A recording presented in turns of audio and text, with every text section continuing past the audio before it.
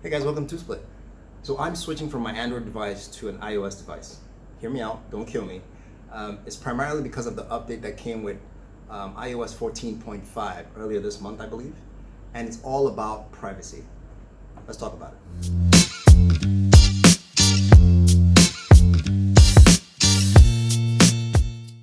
Okay, so getting right into it, I'm doing this for science. And don't get me wrong, there's nothing wrong with the iPhone. I'm really more an Android person.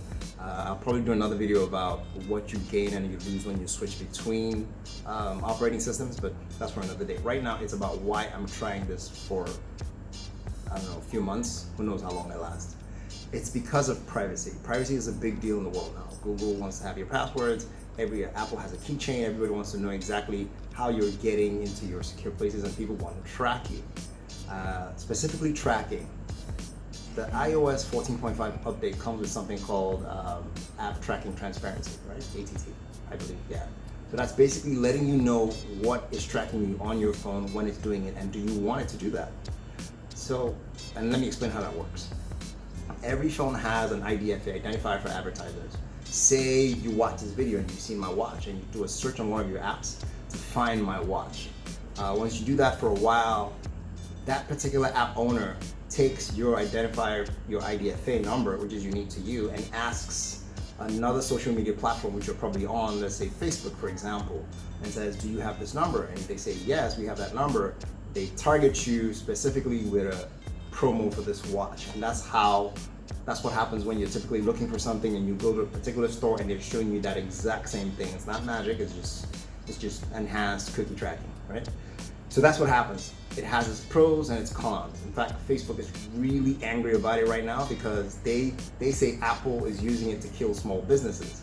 If you've updated your Apple device, you're gonna see whenever you hit an app, you're probably gonna see, for the first time mostly, you're gonna see this pop-up that should be on the screen right now that asks you to either allow to track or stop tracking.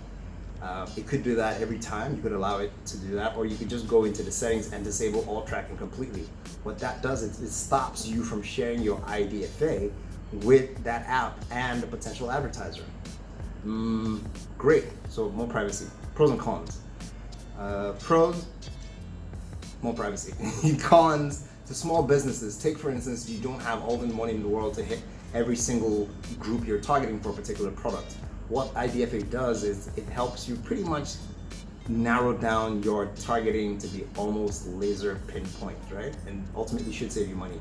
But whoever is giving you that IDFA, Facebook in this case or Instagram, takes a cut of that charge. On the other side, that's your data out there. People know what you're looking for, what your interests are. Not like it's weird or anything, but people believe you should have a choice. At least personally, I think so anyway. And that's the reason I'm going to try this for a while.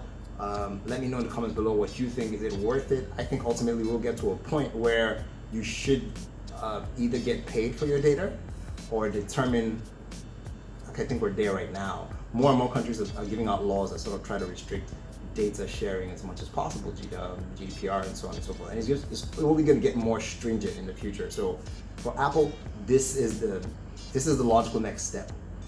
And surprisingly, Google I/O was just a week ago, and their apps, there are features that are in there, that sort of mimic head in that direction as well. Like when an app is using your microphone or your camera, the dot that pops up in the corner of the top of your screen that lets you know that this is in use and gives you the chance to revoke that access, again, about your privacy. So guys, let me know what you think. I will let you know how my experience with the iOS is in another video. In the comments below. Don't forget to like and subscribe. I will see you guys in the next video. Take care.